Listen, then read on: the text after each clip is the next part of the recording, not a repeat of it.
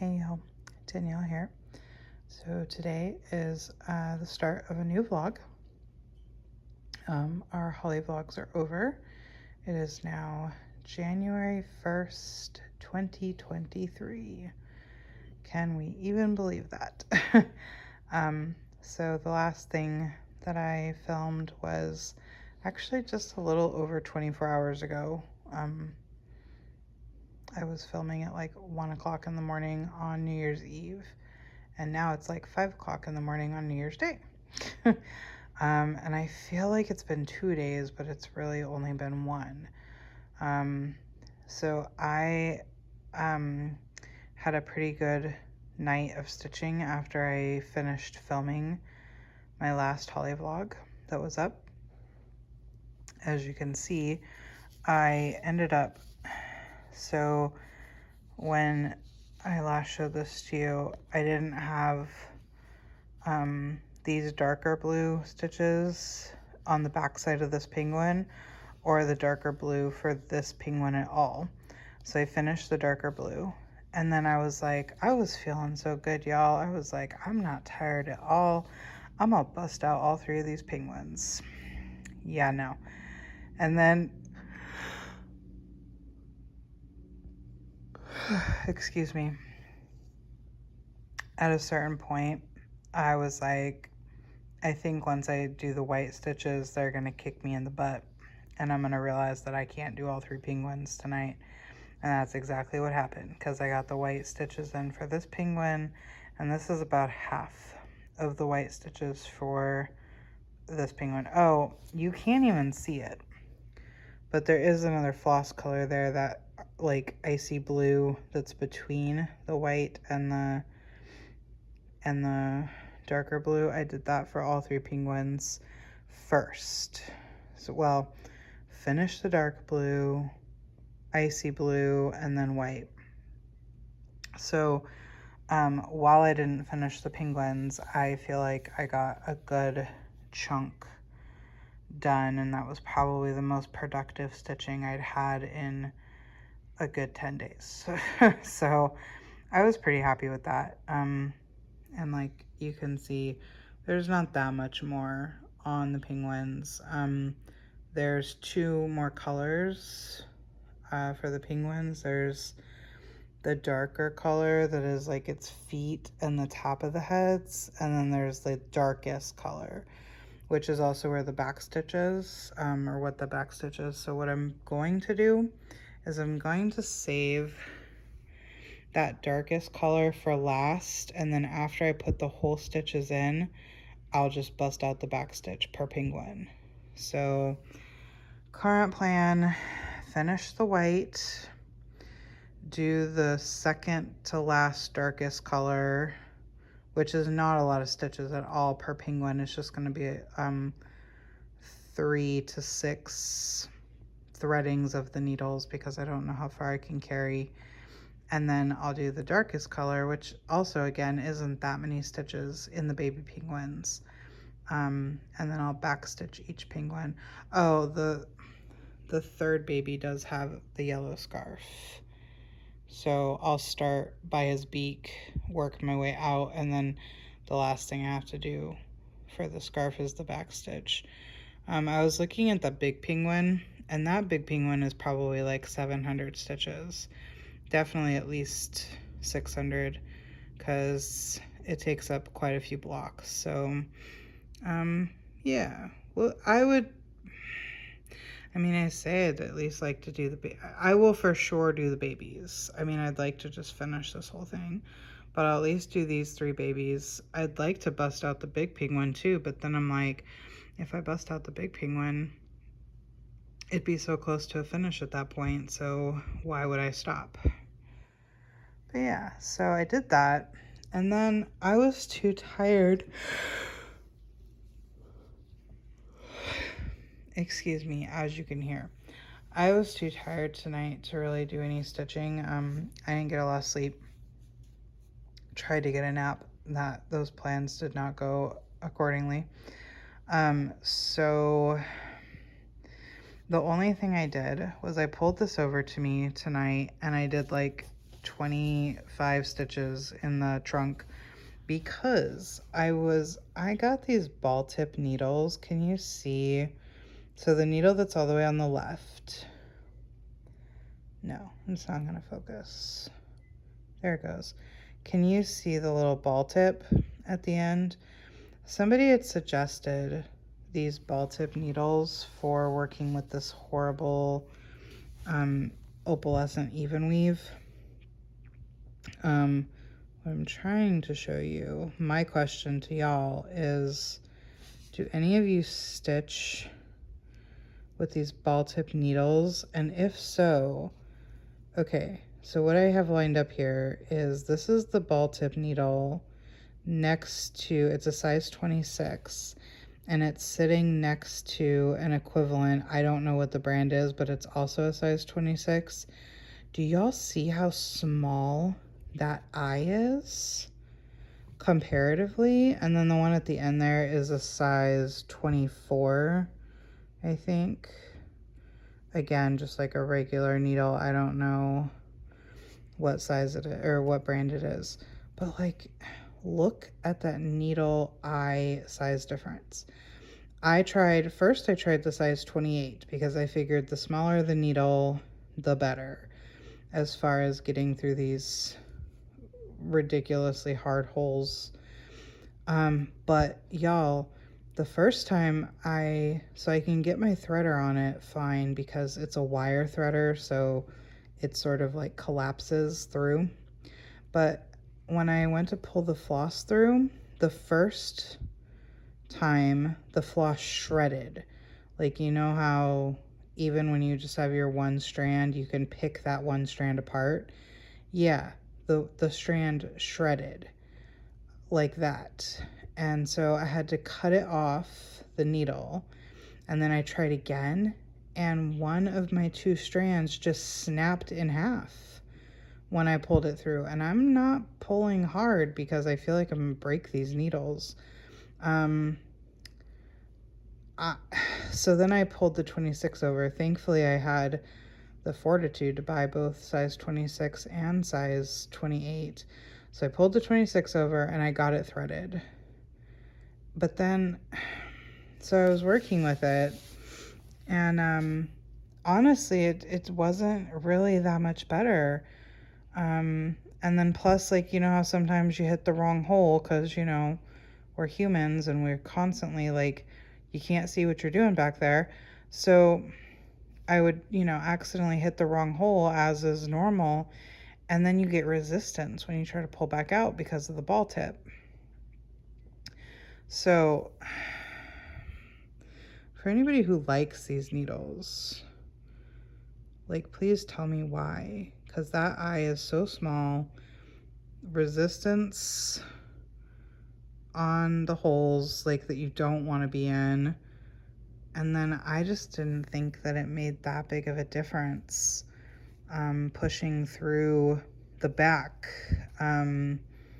of these, like when the floss has already gone through 2 to 3 times.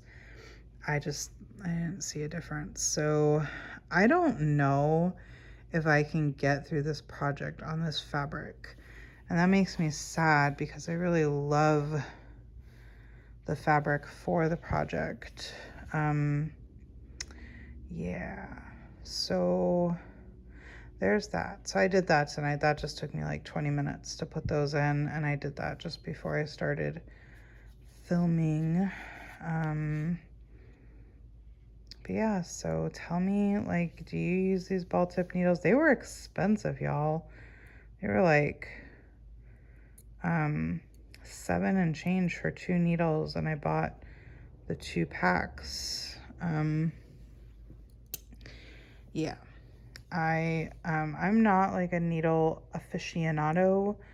I honestly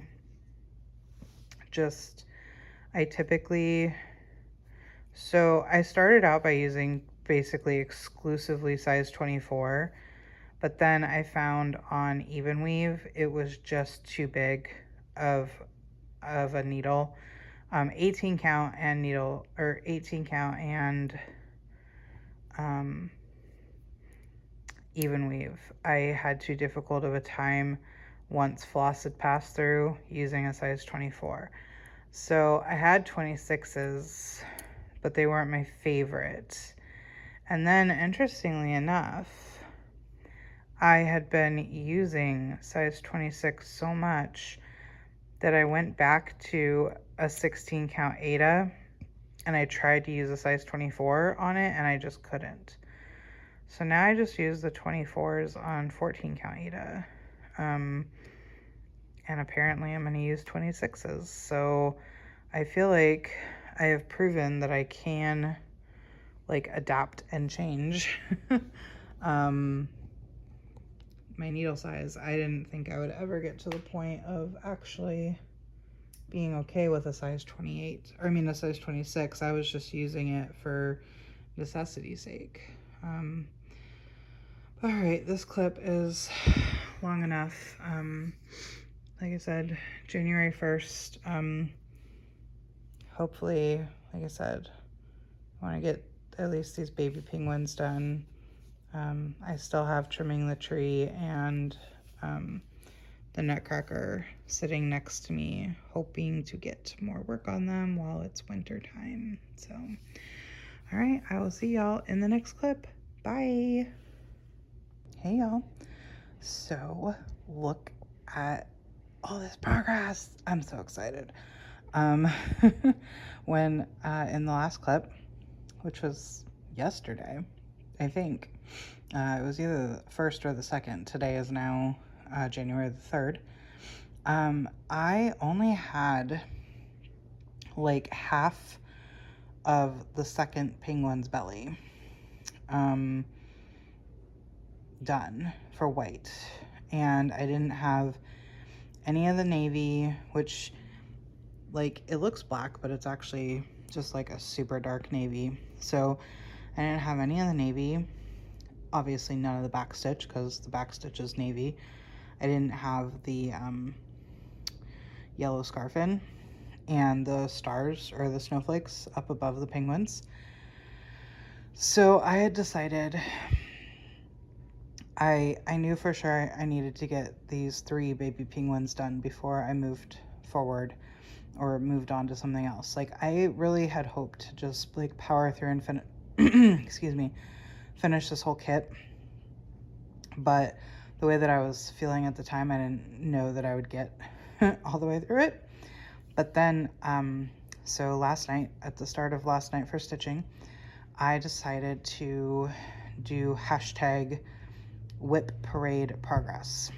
So what I did was I took my starting picture and then I had put like 15 whip parades into my watch later list on YouTube.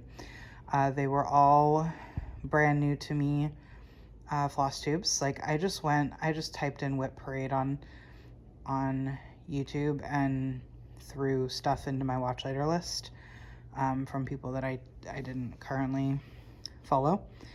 And so I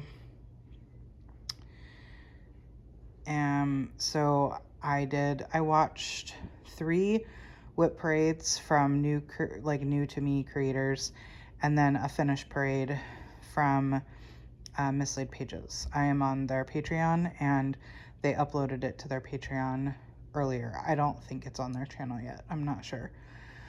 But anyway, so this is how much progress I made. And that's not bad because one of them was only 20 minutes long. I think one was 40, maybe 50 minutes long. And then there were 2 that were just like either an hour or an hour 10. So I stitched for about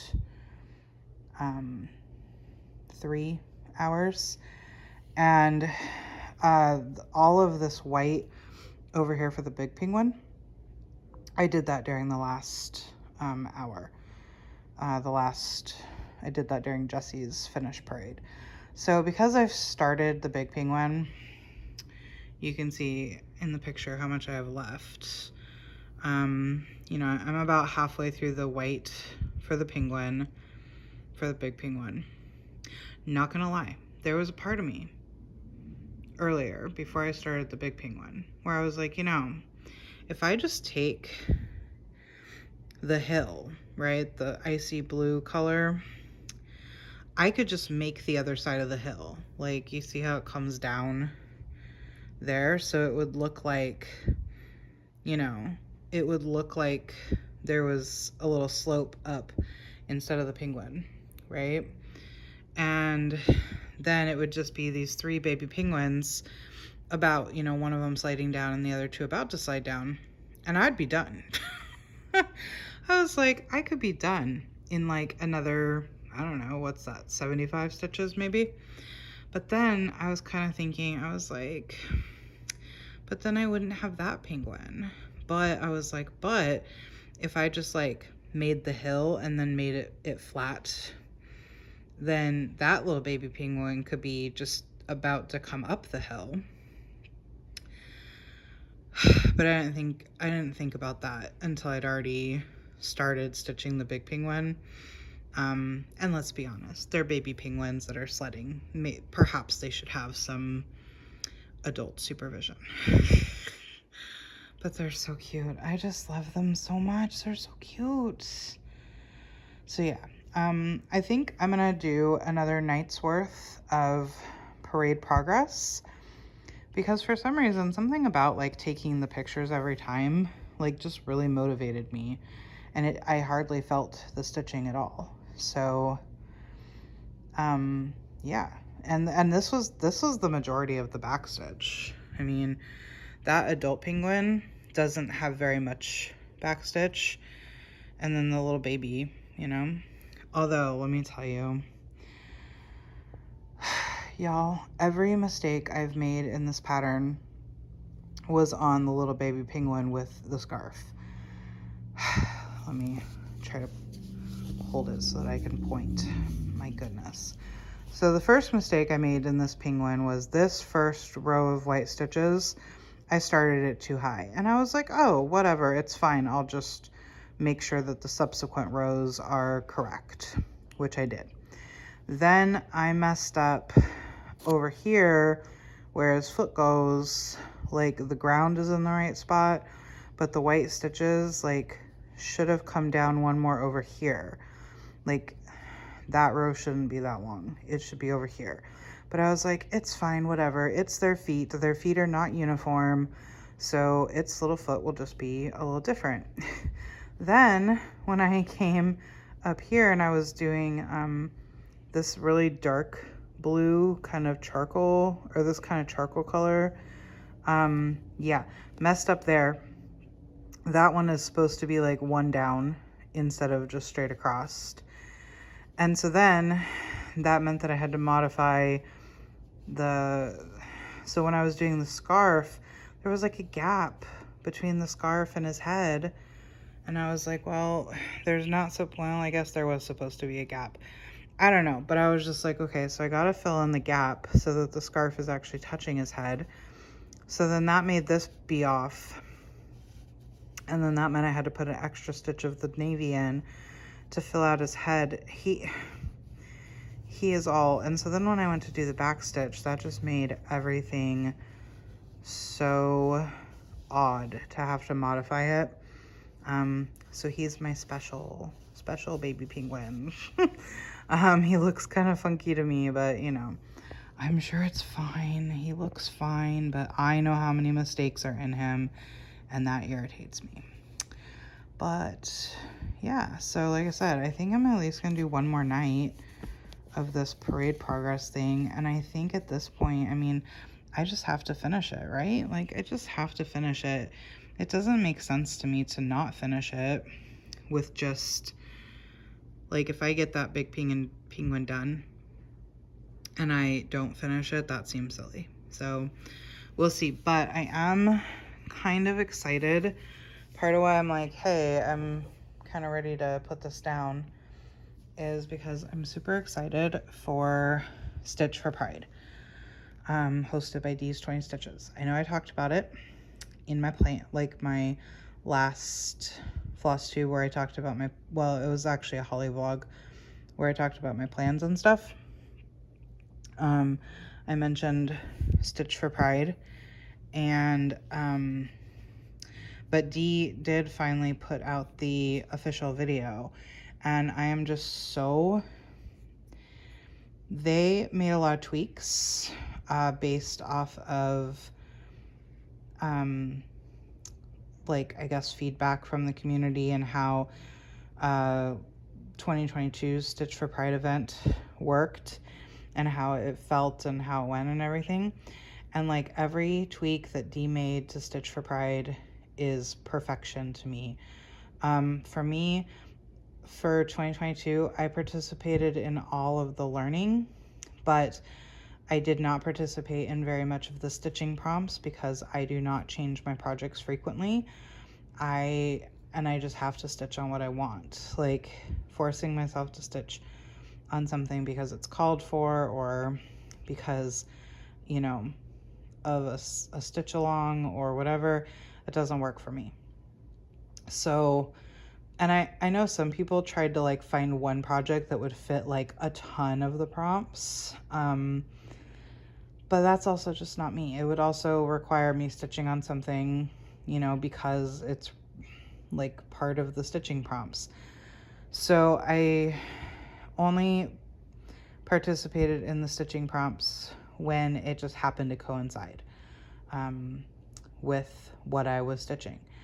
But this year, with it being a year-long thing, you have an entire month to do the stitching prompt. So I feel like certainly within a month's time, if I have something that fits the prompt, then, because I'm like excited to do it, then I'm sure that I can, within that month's time, work on something. And so the first month that we're doing for January, the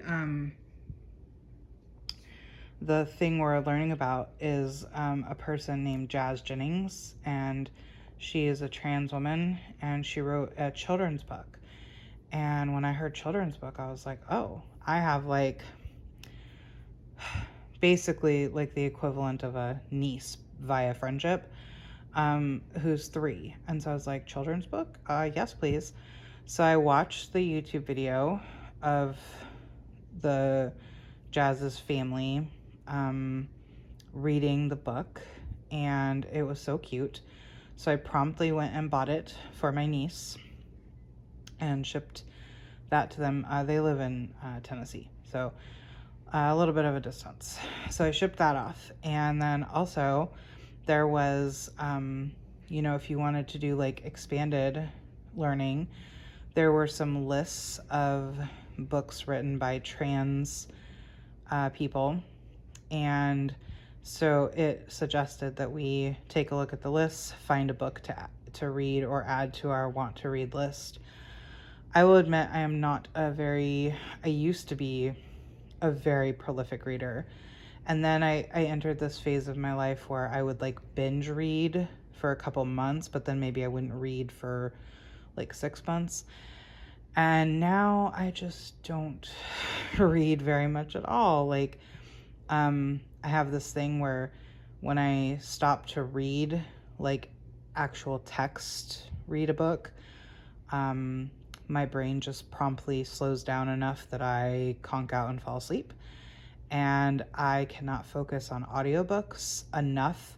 Like, it's not enough for me to just listen to a book, because without having like a visual thing to keep me grounded and paying attention, my mind just like wanders off and I can't focus on the audiobook. So I don't read as much as I would like, but I did peruse the list and I found a sort of like young adult novel called Felix Ever After. And it's about a trans young adult who, I think it's been a few days since I read the description. There's like a catfishing element to it. I think they use the internet as a way to kind of explore their identity and end up in a catfishing situation. So I put that into my want to read list. And then for actionable items, like to take action, because in order to be like a true ally, or as Dee likes to call them, an accomplice, you need to take action. You need to do something that makes a difference. So there were several things listed, and I will go back to, there was a nonprofit to donate to, which I will do. There was a website suggested for purchasing trans merch from a trans person who designed the merch. So I actually did that. I went to the website and there was tote bags that said protect trans youth, and I was like, I'm always down to buy a tote bag. So that's on its way. Also, coincidentally, earlier tonight, I also actually bought, I can't remember their Instagram name, but I just bought from one of the trans people that I follow on Instagram. They advertised a sticker that they just restocked, and it's the most glorious glitter sticker of the inclusive pride flag. Excuse me. So I just went and bought some stickers from them too. And then there's a day in history, which that's also something to learn about. And I think Dee suggested a video to watch. So I'm like, I'm like already all excited about all of this stuff, and we haven't even gotten to the stitching prompt yet. So I've done like almost like half of what has already been put out there to suggest to do. And then the stitching prompt, because, you know, the main thing was about a children's book, it said to stitch on a project that has letters, numbers, or words.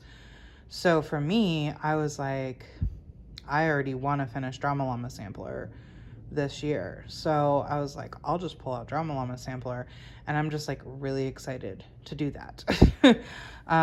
So that's going to be the next thing I stitch on once I put down the penguins. Whether I finish it or whether I just do the big penguin, I don't know. But yeah. So then the other thing I just thought I would show you while I have you here.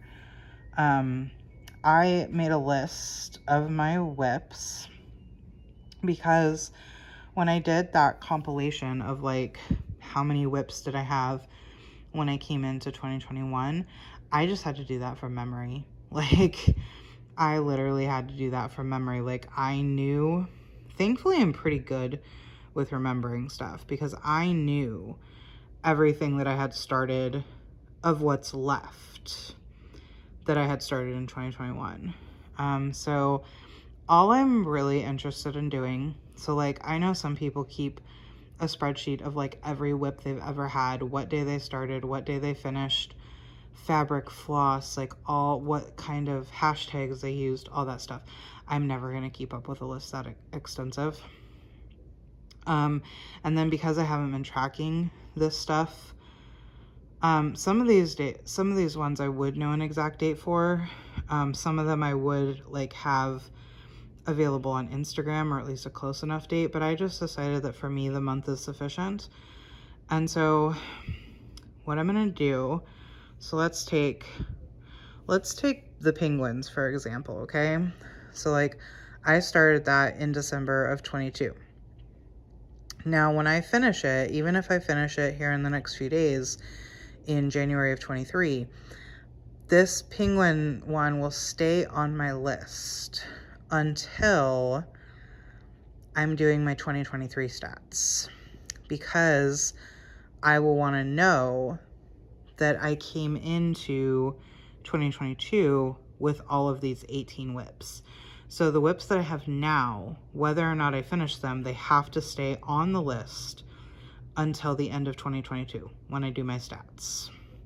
And then if I finish them or abandon them, I will be taking them off the list, so that then my list at the beginning of 2024 will just be my whips that I came into 2024 with. Does that make sense? I think that's what I mean. Like, if I'd had this list last year, it would have had originally it would have had 15 things on it. But when I would have like cleaned it up this year, I would have taken 4 things off the list, because the 4 things that were that I finished or abandoned, plus it would have had a whole bunch of stuff that I started in 2022 but that I finished in 2022. So the list would have started with 15 things. It would have grown to, I think, 35 things. But then it would have been, when I cleaned it up, we would be down to what we have here. So I don't know if I'm making sense to anybody but me in my brain. And even that's questionable. But that's how I'm doing it. As of right now, I think that this project number 12, which I know is on 13 because of the title cell, but Lucky Cat, that's an embroidery piece that I think I'm going to abandon. Like, I'm gonna do, there's a Facebook group for rehoming whips. So, but it's gonna have to stay on the list all year, because I need to know at the end of the year that it was one of my whips when I came into the year. So yeah. Okay, well, I've talked for almost 20 minutes. I will let y'all go, and I will possibly only film like one more clip, because I feel like both the clips that I filmed for this vlog so far have been quite long. So I will show you this, where I stop on the penguins will probably be the next time I film, and then maybe like I'll show you my starting point for Drama Llama Sampler. So all right, that's it. See you in the next clip. Bye. Hey y'all. So I know that I said I kind of lied about when my next clip would be. I've just done another night of parade progress, in which I finished this whole big penguin. So at the end of the last clip, I only had about half of the white belly done. But I was gonna do my night of whip parade stitching last night, and I started, but then I got a phone call, and I was like, well, what can I, like, normally I would just keep stitching while I was on the phone, but I'm like, I can't watch the whip parade while I'm on the phone stitching. So I stopped, and then my stitchy bug just totally like abandoned me. So that night I only did just like, I think I only stitched for half an hour. But then tonight, which is the like basically morning of January 5th, it's January 5th right now, I finished this penguin. I'm so, oh my gosh, this is so good. It's so cute. So yeah, I haven't totally decided yet. I'm gonna have to see how I feel the next time I sit down to stitch. I haven't decided at this moment, but you know, all we have left is that little baby plus all those snowflakes. So I'm either gonna power through doing whip parade progress, or I'm going to set this down, hopefully just temporarily, to work on Drama Llama Sampler. You will know in the next clip. But I wanted to come on and say a couple of things that I realized tonight while I was stitching. So first of all, I think the reason why the parade progress works so well for me, because I was like, I don't even feel the stitches, and like I'm being so much more accomplished than I am in most nights. Here's why it works for me. So when I normally stitch and I'm just like watching whatever, normal Flosstube or TV shows or whatever, movies, I am kind of like a lazy, I'm kind of like, if I get to the end of a strand, I might just like sit and just like futz around on my phone, or whatever, for 20 minutes, 30 minutes, an hour. Like I stitch on and off because I just have like initiation, like executive dysfunction issues. And so for me, like starting a new strand can be difficult. But when I'm doing the whip parade progress, I feel this like, not in a bad way, I'm going to use the word pressure, but it's only because I don't have an alternative word. But I feel this like immense pressure that because it's progress during, during the parade, that I need to stitch the entire video. Which means if I run out of a thread, it means I immediately need to, get a new thread on board. So yeah, I feel like I'm more productive. I feel like I don't do the whole like, let's take a break, let's just not stitch for a half an hour while I just sit here and do nothing on my phone. So I think that's why it works so well for me. I might have to do that like for normal Flosstube or for like, I don't know. Anyway, but I figured out why I've been so productive during this process. The other thing that I figured out, or that it just kind of dawned on me, hold on, let me put this down so I can show you what I'm talking about. There is Miss Piper. That is her normal, well, she's either there or she's next to me, but the other dog is next to me, a lump under that blanket right now. So this floss is obviously on a floss card, which is basically like it's bobbinated. And I realized tonight that like I am so ridiculously glad and grateful that I realized so early that bobbins are not for me. And that I didn't try to force myself. I think that's the key here. Like that's sort of the lesson that I'm taking away from this, or the lesson that I would want to impart. If something doesn't work for you, do not force yourself to do it because you think you have to, or you think that's the rule. So when I very, very first started stitching, I went and I bought, I was at the craft store. I think I was buying the DMC for my second project, which I don't know if you can see it from this distance. Oh yeah, you can. So it's that. Well, now I want to focus on my finger. It's that right there, the I Will Stab You unicorn. Here we go, I can zoom a little bit. I think I had gone to the craft store to buy the DMC for that because that was my second project ever after my little dimensions cupcake.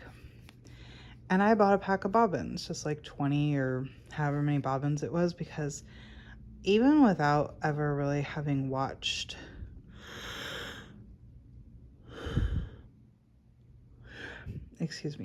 too much Flosstube, or even being exposed to that much cross-stitch stuff, I just think I just intrinsically knew somewhere in the back of my brain that like bobbins are synonymous with floss storage and synonymous with cross-stitch. So I bought a pack of bobbins, and I remember explicitly that I was working with the pink DMC, which is in the nose of the unicorn, and I had put it on a bobbin, and I just found the process exceptionally annoying, like getting it on and then also having to unwind to cut and then rewind to put back on. And it was just like an instantaneous hard no. Like, I'm not going to get used to this. I don't enjoy this. I'm not going to do this. And so what I did was, and I think I maybe did this because I already had them, and so in my brain it just kind of made sense. because I was a diamond painter, I had a bunch of baggies, just a ton of baggies for leftover drills. So I used baggies to put my floss into. I left it on the skein, or as a whole skein, and then I would just put, like, I would cut my length from the skein, and if I just needed one of the 6 strands, I would just pull the one length, and then I would just shove the other 5 strands into the baggie. And that pretty much to this day is kind of how I continue to work in progress. But my point was, when I realized this tonight about I'm so glad that I, didn't just do it because, it felt like that's what I should do. I found myself, whenever I had to rewind a color onto the card, I would find myself being really mad that, like, I would be getting more stitches during this video if I wasn't spending my time rewinding this color or unwinding this color to cut what I need. So a couple times I even paused the video. Like, I would pause the video, deal with the floss, and then come back to the video. Because it was just making me angry, because I'd be like, I would have at least a few more stitches if I wasn't dealing with, winding the floss on this card. So my little lesson is just, if you don't like how you're doing something, don't just do it because you feel like you're supposed to. Like, there are no rules, there are no police. Just do it how it works for you. All right, I'm gonna end this clip and we will see what I pick up for the next clip. You're either gonna see this again as a finish, or maybe you'll see Drama Llama. Bye. Hey y'all. So I think this might be the last clip for the vlog. We'll see. I'm probably gonna talk way too long, as per usual. So it's January 6th, and I did decide to work on Drama Llama. So I do still have the penguin sitting next to me, because I hope that after I work on Drama Llama, I'll just go back to the penguins and finish it. We'll see if that happens. But y'all, I did the most awful thing. I was getting this ready to put it on the Q-snap, because I didn't have it on a Q-snap because I have too many projects. I'm short a couple Q-snaps, and part of why I decided to just go ahead and work on this was because at first I was like, I don't want to mess with the Q-snap, but then I realized I was gonna have to mess with the Q-snap anyways to continue working on the penguins.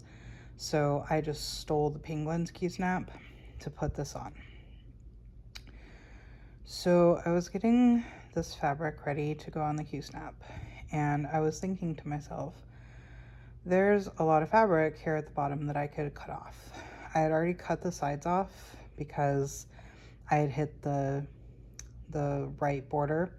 I started in the upper left, and I moved across, obviously, to the right, and then I had come down and I had that border in already there.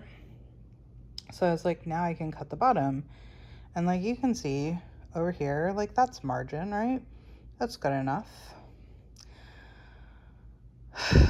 Well, now mind you, before I pan over, I did not have these stitches in.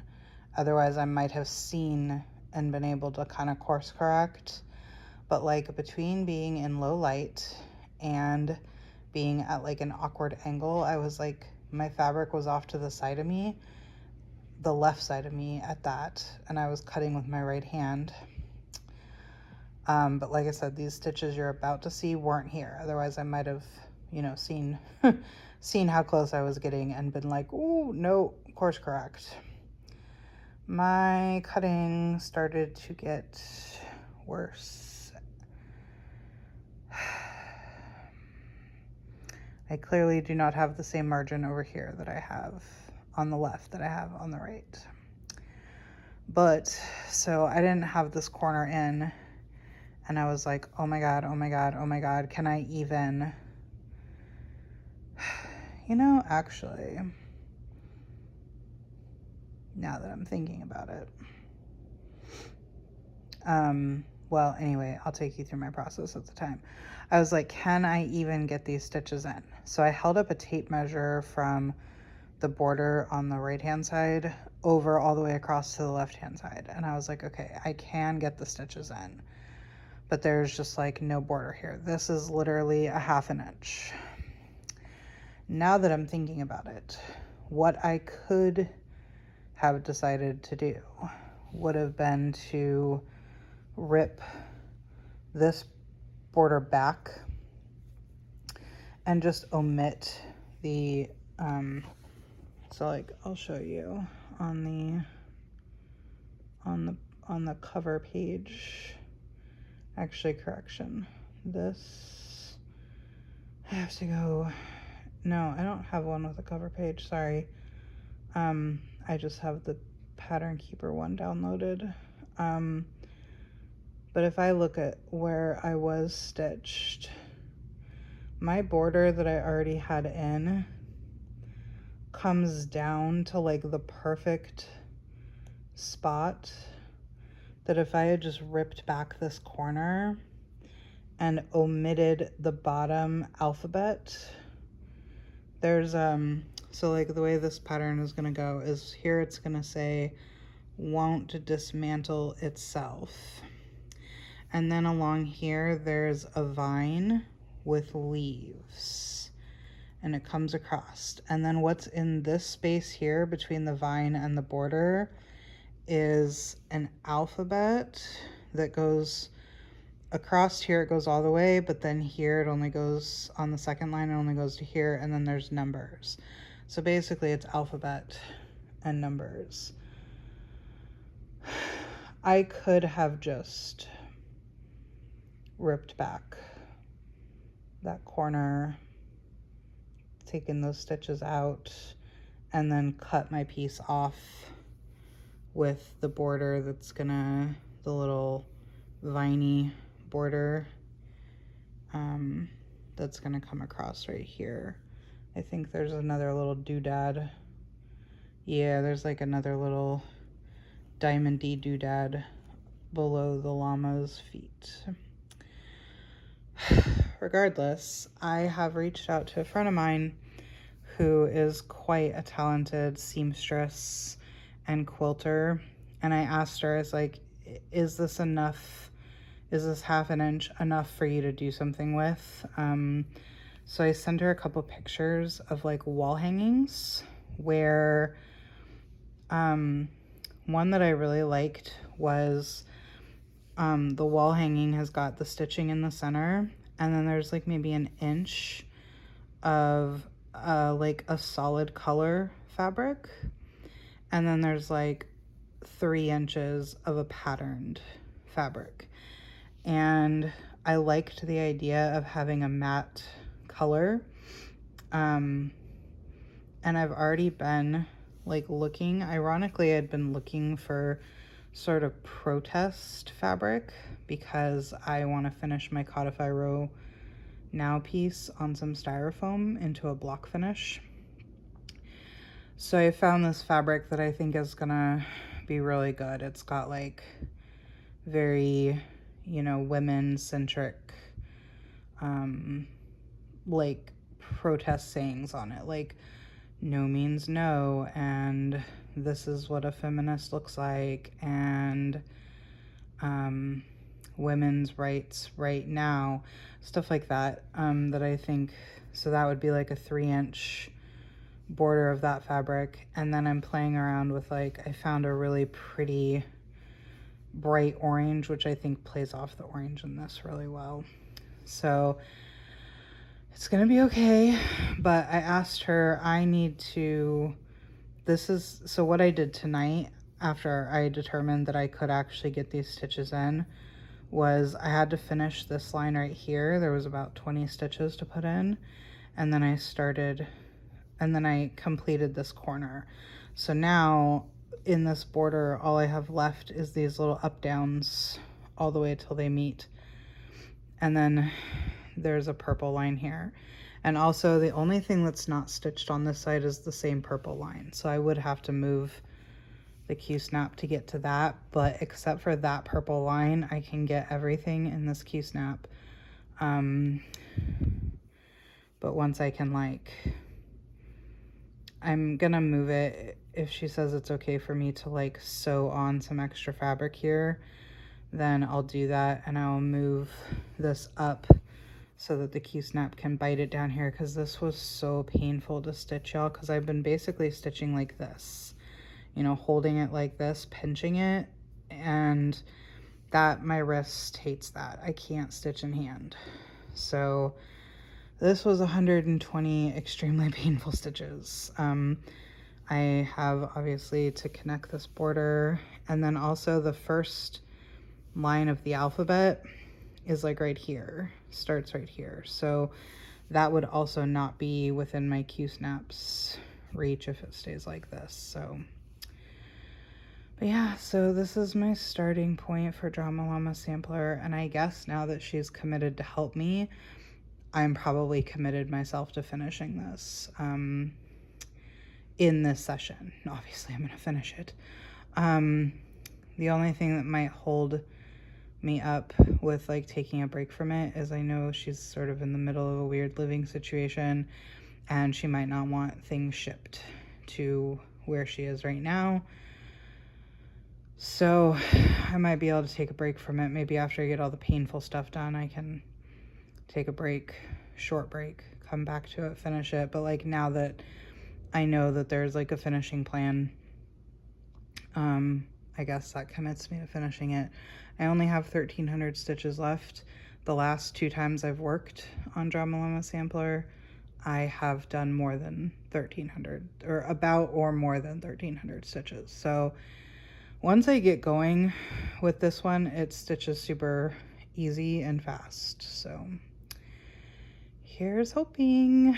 But all right, so I think this will probably be my last clip of this vlog, because I know that I've talked a lot and I like to keep these vlogs like 30 to 45 minutes max. So all right, that's it. That's all. Thank you so much for watching, being here, liking, commenting, subscribing, all the great things that you do, and I will see y'all in the next one. Bye.